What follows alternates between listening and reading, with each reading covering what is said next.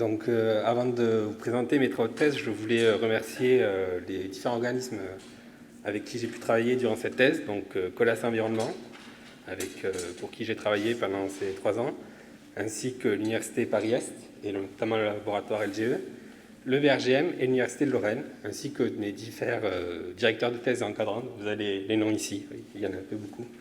Je voulais aussi remercier tous les doctorants que j'ai pu croiser durant cette thèse, et avec qui j'ai pu avancer et réaliser ces travaux, que ce soit directement ou indirectement. Donc, pour vous parler un peu du contexte de ma thèse, elle s'inscrit dans le projet Bioxival, qui réunit 8 entreprises de dépollution des sols et 4 laboratoires de recherche et établissements publics, dont l'Université Paris-Est. Et ce projet se base sur un site atelier, une ancienne coquerie, située au nord-est de la France et démantelée en 1975. Depuis 1975, cette coquerie subit des je suis désolé, des mesures de gestion, notamment parce que son sol est pollué aux HAP. Les HAP sont des hydrocarbures aromatiques polycycliques, donc ce sont des hydrocarbures lourds qui sont mutagènes et cancérogènes. Ces polluants posent problème puisqu'ils vont se répandre dans la nappe et sont des polluants à la fois peu volatiles, peu dégradables et persistants. Ils vont donc représenter une pollution persistante et longue dans l'environnement. Il convient donc de les dépolluer. Pour cela, le projet Bioxival a été mis en place et avait pour but de développer différentes techniques de dépollution des sols et notamment des techniques complémentaires in situ, c'est-à-dire directement dans le sol pollué. Dans ce cadre, ma thèse s'est concentrée sur le lavage de biosurfactants couplé à de la biodégradation. Donc, qu'est-ce qu'un biosurfactant ? C'est un surfactant d'origine biologique, donc produit par des bactéries principalement. Et un surfactant, c'est un tensioactif, c'est ce qu'on trouve dans les liquides vaisselle qui va permettre de solubiliser les produits hydrophobes, comme les huiles, et notamment les hydrocarbures aromatiques polycycliques, les HAP, qui sont très hydrophobes. Donc, les différents objectifs de ma thèse étaient de produire du biosurfactant pour l'utiliser. Et en première question, on s'est demandé, est-il possible de produire du biosurfactant à partir des bactéries issues d'un site pollué, et donc issues du site atelier que nous étudions, avec d'autres objectifs complémentaires, comme réaliser une montée progressive à l'échelle de la production, et purifier et caractériser ce biosurfactant et la communauté bactérienne produisant le biosurfactant. Le deuxième objectif était d'utiliser ce biosurfactant, une fois que nous l'avions produit, pour améliorer la désorption et la biodégradation des HAP, en injectant ce biosurfactant dans le sol. Vous avez ici un petit schéma qui représente ce que nous voulions faire. Injecter des biosurfactants produits dans le sol, ce qui va solubiliser les molécules de HAP, qui seront donc disponibles pour les bactéries, qui les dégraderont, et donc rendre le sol propre. Donc nous avons commencé par tester la production de biosurfactants. Pour cela, nous avons récupéré des échantillons de sol et d'eau du site, et nous avons extrait les bactéries. Une fois ces bactéries extraites, nous les avons déposées sur boîte de pétri pour isoler les différentes communautés bactériennes. Vous avez ici différentes boîtes de pétri avec des communautés bactériennes. Et nous avons testé pour chacune de ces communautés leur capacité à produire du biosurfactant.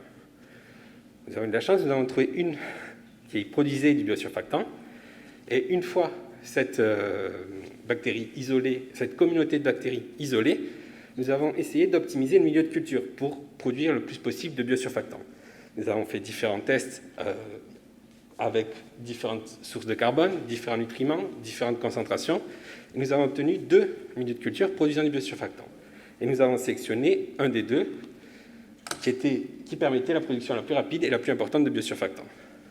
Une fois que nous avons réalisé ça, nous avons pu changer d'échelle, passer de l'échelle batch en laboratoire en Erlenmeyer à petite échelle, en augmentant d'échelle à l'échelle bioréacteur. Ce qui nous a permis non seulement de récupérer des quantités suffisantes de biosurfactants pour la suite de nos essais, et de purifier et caractériser le biosurfactant. Nous avions donc réussi notre premier objectif. Nous sommes donc passés au deuxième, aux essais de lavage des HAP à l'aide du biosurfactant. Une fois que ce biosurfactant produit, nous voulions tester la capacité de ce biosurfactant à désorber les HAP des sols. Donc pour cela, nous avons réalisé différents types de tests, donc je vous en présente 2. Des essais en batch, où nous avons introduit du biosurfactant dans nos batchs qui étaient composés d'eau et de sols pollués, de sols artificiellement pollués. Nous avons fait différents tests, et vous voyez sur la courbe à droite que les batchs contenant notre biosurfactant, en orange, présentent des masses désorbées beaucoup plus importantes que les masses que la courbe bleue, qui est notre essai témoin sans biosurfactant. Et il y a une troisième courbe qui est la courbe verte, qui est en fait des essais où il n'y avait pas notre biosurfactant à la base, mais uniquement nos bactéries, avec notre sol pollué. Et nous avons vu que nos bactéries étaient capables de produire du biosurfactant au fur et à mesure de l'expérience, et petit à petit de désorber les HAP. Donc non seulement nos bactéries sont capables de produire du biosurfactant, non seulement ce biosurfactant est capable de désorber les HAP, mais en plus elles peuvent produire du biosurfactant en présence de notre contaminant, et donc petit à petit le désorber et pouvoir ensuite peut-être l'utiliser en tant que source d'énergie et donc le dégrader.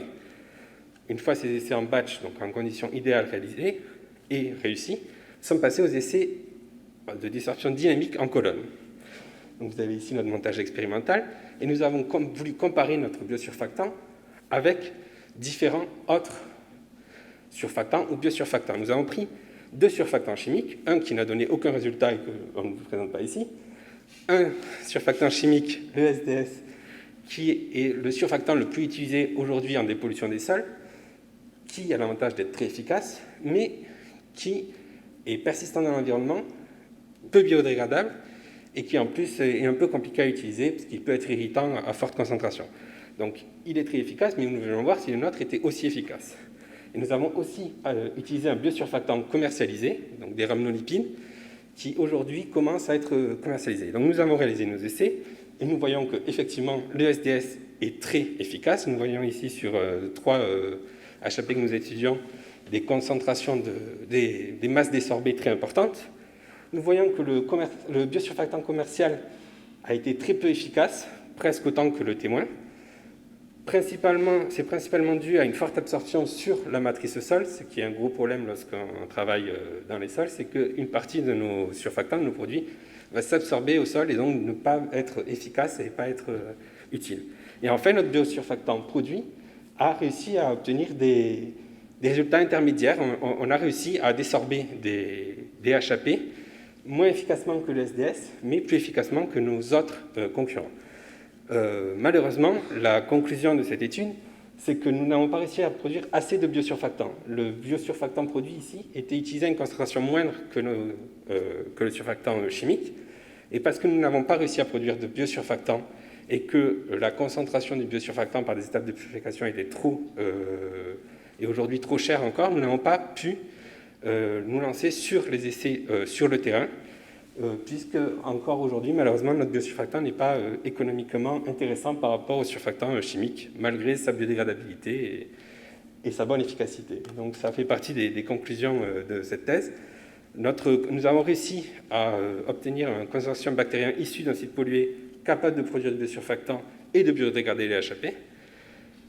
Nous avons réussi à le purifier, ce qui a permis de déterminer ses caractéristiques, mais cette étape de purification est aujourd'hui trop chère pour pouvoir réaliser à grande échelle cette purification du biosurfactant et l'utiliser en tant que produit pur. Et l'injection de ce biosurfactant en colonne, ça permet de désorber les HAP, mais malheureusement, le coût de production et la trop faible production de ce biosurfactant a limité son efficacité comparativement au SDS, et il convient donc de continuer les recherches pour essayer d'améliorer soit cette production, soit diminuer le prix de production. Donc, je vous remercie de votre attention et je remercie encore.